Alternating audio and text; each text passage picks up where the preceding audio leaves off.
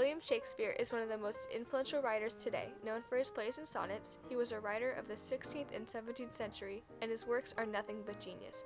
Even today, his writings are influential to many. In the 16th century, written records were not well kept.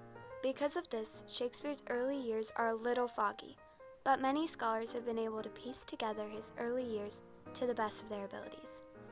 It's almost like fitting a puzzle together with some of the pieces missing. And some of those pieces are still missing to this day.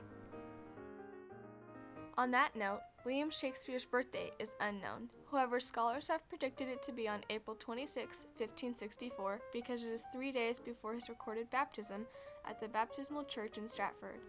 Shakespeare was born in Stratford-upon-Avon, 103 miles west of London. He was the third of 8 children in his family, born to John Shakespeare and Mary Arden, a leather merchant and a local landed heiress. Because of his father's position, Shakespeare was probably able to be educated at the age of 6 or 7. He most likely attended King's New School in Stratford that taught him reading and writing. It is believed that he was removed from school at age 13 because of his father's financial and social struggles. At this point in his life, there are no written records of where he was or what he was doing during the years 1578 to 1582. These are known as Shakespeare's lost years. The closest event after leaving school is Shakespeare marrying Anne Hathaway, a pregnant orphan. Shakespeare was 18 at the time, and Hathaway was 26. In 1583, Susanna Shakespeare was born, followed by twins Hamnet and Judith in 1585. After the birth of his twins, there was another period of lost years, going from 1585 to 1592. Some theories as to what he was doing during these years vary from being an assistant school manager in Lancashire to finding work in London as a horse attendant at fine theatres. Sometime in the early 1590s, Shakespeare was a managing partner in Lord Chamberlain's Men, a very popular company also known as a playing company. By 1592, Shakespeare started to earn a living as an actor and playwright in London. His first few plays weren't very popular with high-ranked people, but his plays did catch the attention of Henry Listley, the Earl of Southampton, who he dedicated his first and second plays to. By 1597, Shakespeare had 15 out of 37 of his plays published. In 1599, he and a few of his business partners built their very own theater called the Globe Theater. The Globe Theater burnt down on June 29, 1613, after some staged cannon fire while performing Henry VII went wrong and ignited flames amongst the theater. Shakespeare attended school at King's New School in Stratford-upon-Avon. He learned Latin and English literature. This possibly taught him the basics for writing. He only stayed in school till about age 14 or 15.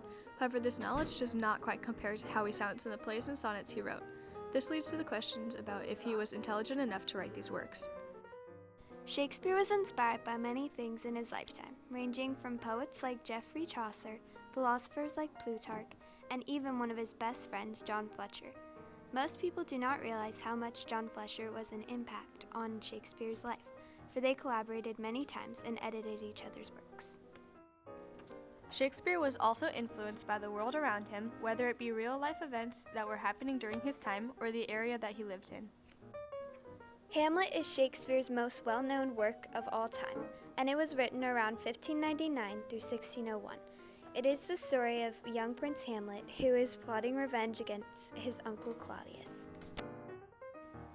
Claudius had murdered Hamlet's father to marry his mother. This story inspired many other famous works, such as Cinderella, originally written by Charles Perrault, and The Lion King by Walt Disney Animation Studios.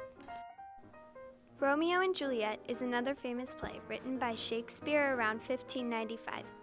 Shakespeare, however, did not invent the story of Romeo and Juliet. He based it off a poem, Romeus and Juliet, written by a poet Arthur Brooks in 1562. This is a story about a young couple forbidden by their rival parents to ever marry. This is the first ever love story performed on stage with a real kiss between the characters. A Midsummer Night's Dream is the next most influential of his plays.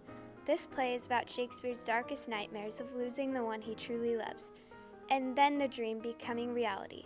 In the end, calling it a dream is all he can do. This comedy, written between 1590 and 1597, shows William's imagination coming to life through his works. The Noblekinsman was the last known piece written by Shakespeare in 1611 and published in late 1634. This is the story of a Palaemon and Arcite who are captured while fighting against Athens, and then both fall in love with the same woman, Amelia, who was already married. This historic piece is the last and should always be remembered for the creativity put into the storyline. It is said that Shakespeare died on his predicted birthday, April 23rd, but many scholars believe this to be a myth. Even though he passed on in 1616, his works are still being studied to this day. A little known fact about Shakespeare is that he made up new words such as archvillain, dewdrop, radiance, birthplace, and more. Shakespeare created a new genre called tragicomedy, which is a mix between a tragedy and a comedy. William Shakespeare set a high standard in the art of literature, and he will forever be remembered.